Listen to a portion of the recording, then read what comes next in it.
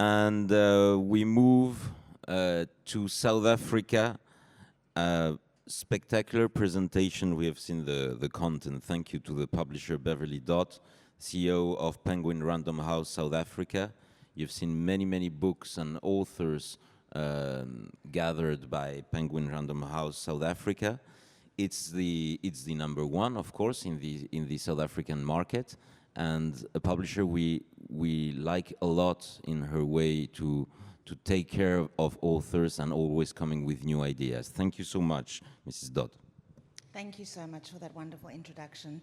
Good afternoon, everybody. It's just wonderful to be here. It's my first time actually attending a Gourmand Awards, so I'm very honored to be here. Thank you. So as Edouard said, I am the publisher for Lifestyle Penguin South Africa.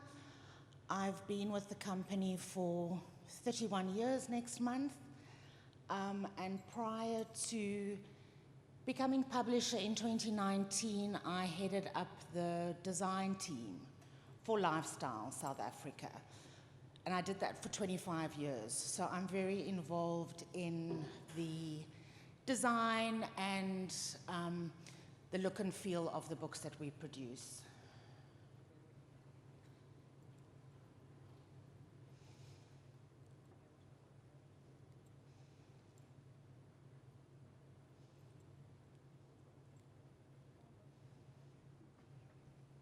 This one? This one? Thank you. Okay, so I'm doing something a little bit different. I just wanted to show everybody and give you an idea of the total consumer market of books in South Africa, and then just break it down into where food and drink falls. You can see this is the total consumer market, and everything, unless otherwise stated, is for 2024. It was easier just to do a complete year. So you can see from 2020, the wonderful year of COVID, and then down the left-hand side is value, and the red line is volume. Just to give you an idea of the total consumer book market in South Africa.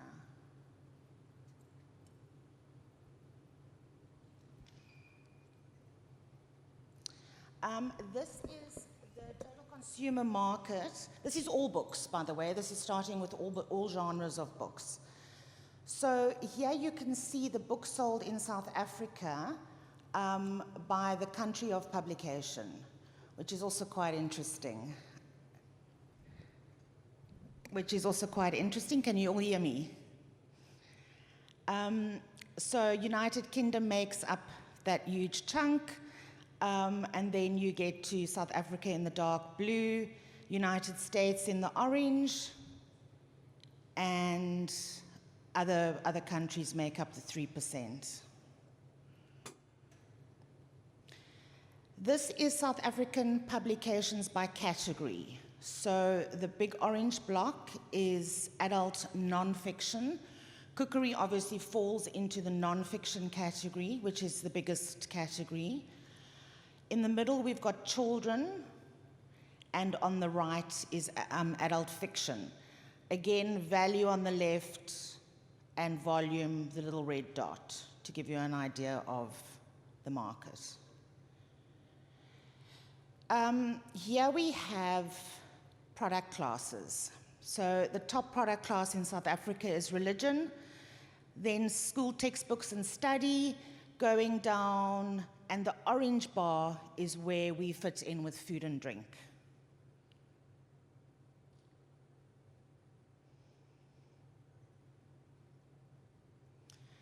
Then this is South African food and drink subclasses. So food and drink general, obviously the biggest class. Again, value on the left, volume, the orange dot. Food and drink general, then health, dieting, and whole food cookery. National regional cuisine and wines, vegetarian cookery, other beverages, and entertainment and etiquette. We had a bit of a surge with vegetarian and veganism in about 2019, where we sold quite a few vegan, vegetarian books, as well as flexitarian cooking. That was very popular. But since COVID, the market for vegetarian and vegan has dropped drastically.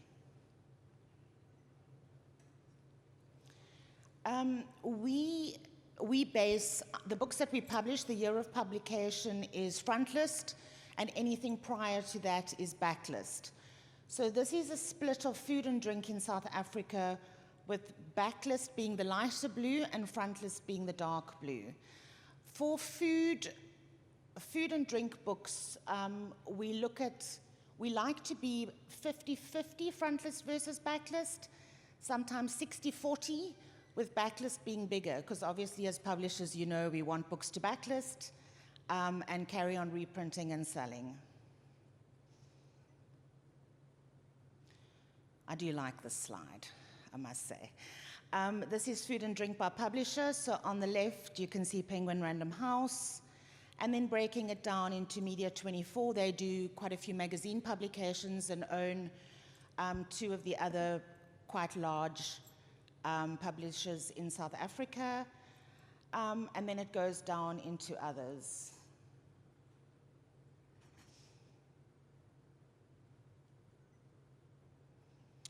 Then I just wanted to show you a timeline of where we were and where we are now, COVID included.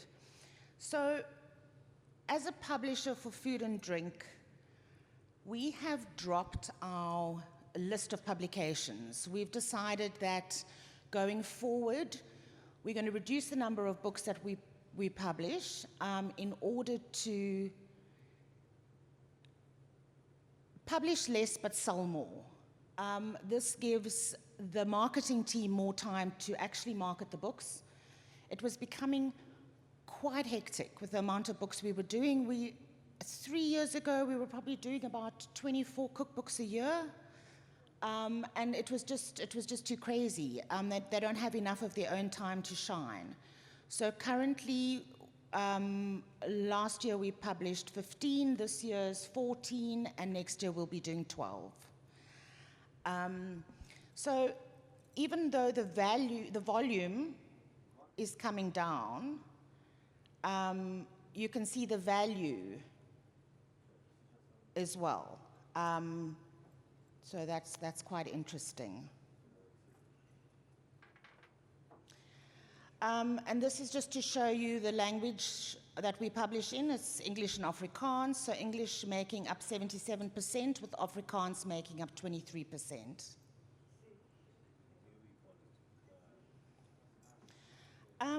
Then I just wanted to show you our top-selling titles for 2024 and the quantities that we sell in. Our market is very small. These figures are Nielsen figures, so these are sales through till, but they don't include author sales, and a lot of our authors that are public figures, they sell a lot of books through their own websites and events and that. So this is Nielsen figures, but in that is your major supermarkets, your major trade stores. So our top-selling title for 2024 was our Keto, Living the Ultimate Keto Lifestyle, which sold 1,719 copies. Then we've got Jan Braai. He is our, obviously very well known for Braai Barbecue in South Africa. Very, very popular, coming in the English at 1,619. Followed by Zanele, I think she was here last year. South African, well-known South African food influencer, and then the Jan Braai Afrikaans, pots, pans, and potjies. So basically anything cooked in cast iron on a fire. Us South Africans love cooking over fire.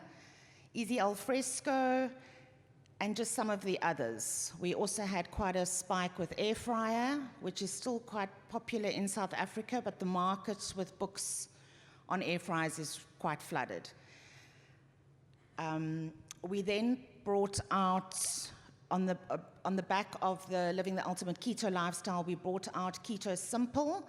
So, because keto eating can be quite pricey, so this one just simplifies the process. It's a little bit more affordable and easier to follow.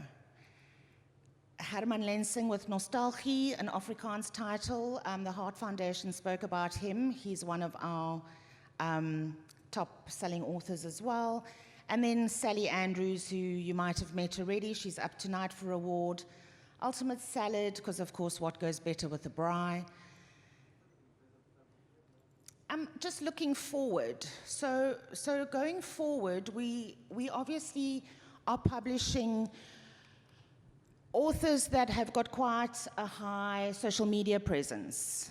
Sifo, the Cooking Husband, he won Best Digital Content Creator in South Africa last year.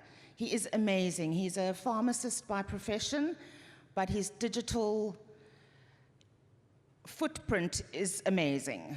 Zola Nene, no stranger to the stage. She's one of our top social media influencers. Cooking with Zanele, I don't know if you can see the numbers. But Zanele's got 500,000 followers. For that, that's for us in South Africa, that's very good. We're also going forward, starting to explore publishing books with more TikTok influencers. We're still working out whether clicks on TikToks necessarily translate into book sales. So we're dabbling more in that, which is fun.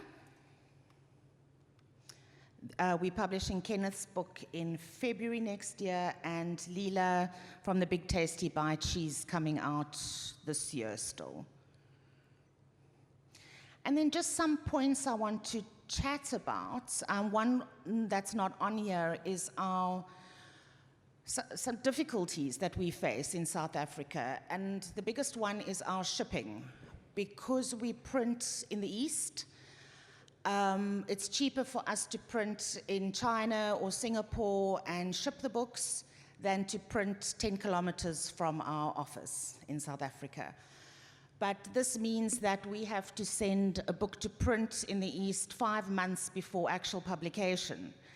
Our port situation is quite tough at the moment, so that causes delays. You know what it's like, anyone that ships with weather. It's quite a stressful time waiting for that ship to dock and having to plan launch events. We've had a couple where we plan a launch event and the books don't arrive in time, so we have to keep postponing that. We sell our books in the two main divisions of trade versus non-trade, trade being all your traditional bookstores, and non-trade being, the easiest way to describe it is books that, stores that sell books and other things. So your big supermarket chains that sell groceries and clothing and books. So those are our two main trade options. Obviously, we've got online sales versus the traditional bookstores. What I found very interesting, and after COVID, you have to look at some of the positives. And I think one of the big positives of COVID was allowing people to become more comfortable with ordering things online. So prior to COVID, our biggest customers were the traditional bookstores, where you were getting feet in bookstores, where people could browse, look at books, which made our lives easier as publishers. Whereas now, after COVID, our biggest customer is Takealot, which is like Amazon, but the South African-based one.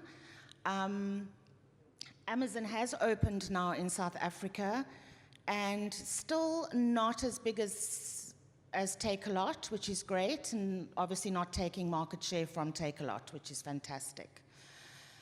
So, I always say to our publishers, with the shift from people being able to go into bookstores and browse to online, unless they're looking for something specific or looking for your title, You've got one chance. You've got one chance to grab them. The cover must be strong. The title must be strong. People need to know what they're getting by a thumbnail. So every time we've tried to publish books that have had a slightly obscure title, we find that they don't do as well as stating the obvious of what the book is about. We are starting to experiment with AI. We have hit some roadblocks, obviously being with Penguin, huge company, we follow certain procedures, as in only allowed to use certain fonts, which is the right way to do it, and obviously only certain AI sites. But we have hit a couple of roadblocks where we can only use certain things, but not for commercial use, obviously, and that doesn't help us. So we are experimenting with different platforms at the moment, and yeah, hopefully the next time I'm here I can update you on that and how far we've got. And I think that is me. Thank you, everybody. Thank you. Finland, Mr. Ahmet Ladarsi.